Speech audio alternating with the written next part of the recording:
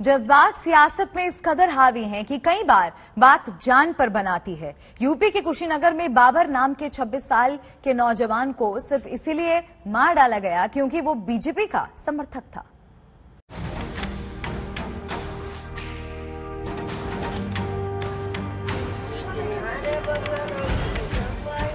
जिन गलियों में 20 मार्च के पहले बीजेपी की जीत की खुशी थी, उन गलियों में मौत का सन्नाटा है। कुछ चीख पुकार है और सहमे हुए से बीजेपी के झंडे हैं, क्योंकि इंसानियत के मुंह पर गुंडागर्दी ने मुक्का मारा है। रौंदा गया है कानून इन्हीं गलियों में। कुशीनगर के रामकोला थाने के कटघरई गांव की गलियों से गुजरता हुआ ये जनाजा बाबर नाम के शख्स का है। बाबर की गलती सिर्फ इतनी थी कि मुस्लिम होकर उसने बीजेपी का झंडा उठाया था, बीजेपी को परिवार के साथ वोट दिया था और बीजेपी की जीत पर मिठाई बांटी थी। मगर बाबर की ये खुशी उसके पट्टीदारों को पसंद नहीं आई। भाजपा को वोट दे दानी योगी बाबा के तो हमरा साथे गद्दारी कैले वालो आ साइकिल पर कहत रहल वोट देवे का साइकिल वोट नहीं किया जाला तो वही खातिर 4 बजे दिन में हमनी का गठैया झट के टांगी से गड़ासी से ईटा से हथौड़ी से मारल। सोचिए कितना दर्दनाक था कि एक आदमी को इतनी बेरहमी से मारा गया, पीट कर उसे छत तक ले जाया गया और फिर छत से फेंक दिया गया। ये जहां मैं इस वक्त खड़ा हूं, ये है वो क्राइम सीन जहां पर बाबर की पीट पीट कर हत्या कर दी गई लाठियों से। ये वो जगह है जहां पर बाबर को मारा गया। बाबर को कैसे मारा गया, क्यों मारा गया, अब मैं आपको समझाऊंगा। ये जो बीच में आप घर देख रहे हैं, ये बाबर का है जो आज इस दुनिया में नहीं है। इसके ठीक बगल में आप एक घर देख रहे हैं और अगर इस तरफ आएंगे तो आप एक और घर देखेंगे। बाबर के घर के बगल के जो 2 घर हैं, इन्हीं दोनों का इसमें हाथ पुलिस के द्वारा बताया गया। ये दोनों कोई और नहीं बल्कि उसी के पाटीदार हैं, कहने को पड़ोसी पर एक तरह से परिवार के मेंबर हैं। पुलिस को 10 मार्च को जब ये घटना हुई तो पुलिस को सूचना दी गई, पर पुलिस ने सुरक्षा नहीं प्रोवाइड करी, जिसकी वजह से शायद ये अंजाम हुआ। ये हैवानियत बाबर की बीवी और उसके बच्चों के सामने हुई।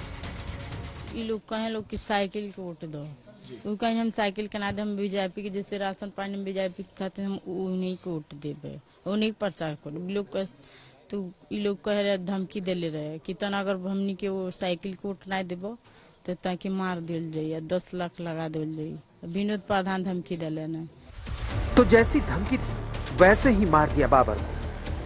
मार दिया लो का करी गई छोड़ा दू ईटा में को मार दिया ऐसा न तो पटक दिया लो ना कर तो भाग गई नहीं तो मैंने खूब ही के बाद मार लिया लो तो छोड़ लो तो बबुआ के मार ले जीवा मार के छोड़ लो तो भाग गए कोठा पे भाग जाए अगला बगल कहीं बस वो ऊपर चढ़ के छत पर से 2-3 जन मिल के ढकेल दिया लो, फेंक दिया लो, मर गई ना बाबू हमारा। उस मंजर को याद करके रूह कांप जाती है।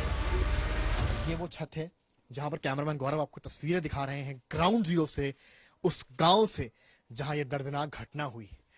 मैं आगे आऊंगा और दिखाऊंगा कि किस तरह से इन्हीं सीढ़ियों से भागता हुआ बाबर उस दिन ऊपर आया था, चीखता हुआ, चिल्लाता हुआ, अपनी पत्नी अपनी मां के सामने गिड़गिड़ाता हुआ, और उनके सामने ही लोग उसे डंडों से मार रहे थे। उसी के समुदाय के लोग उसे डंडों से मार रहे थे, लाठियों से मार रहे थे।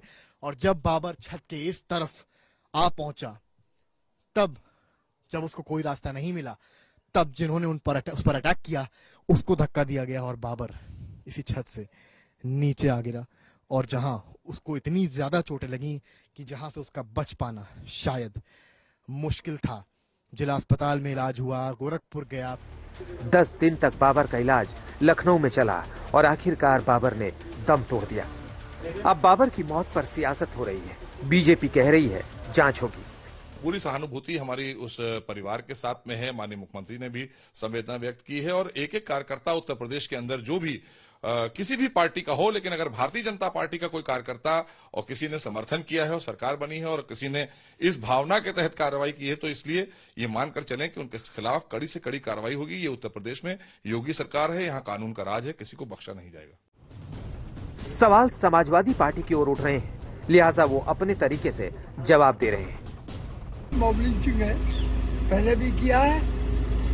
अब अगर वो उनकी मिठाई भी बांट रहा था तो फिर मॉब लिंचिंग क्यों हुआ? कह रहे हैं कि समाजवादी पार्टी ने कर दिया ये। नहीं, समाजवादी पार्टी कह रहे हैं कि समाजवादी पार्टी को उनके फेवर में उनको बचाने की कोशिश करेगी और अखिलेश तो बहरहाल इस सिलसिले में बहरहाल जो मदद हो सकती है कानूनी वो करें। मगर कांग्रेस कह रही है कि बीजेपी के सत्ता में आने के बाद एक बार फिर से अपराध में बढ़ोतरी हुई है। कई जगहों पर हत्याएं हुई हैं, कई जगहों पर एमएलसी के चुनाव में पर्चे छीने गए हैं और उत्तर प्रदेश की पुलिस हताश और लाचार सी लग रही है। नई सरकार को चाहिए कि घटनाओं पर कठोरता से कार्रवाई करे, चाहे वो घटना किसी की खुशी को मनाने को लेकर हत्या करने की बताई गई हो या किसी एमएलसी के पर्चा छीनने की बताई गई हो।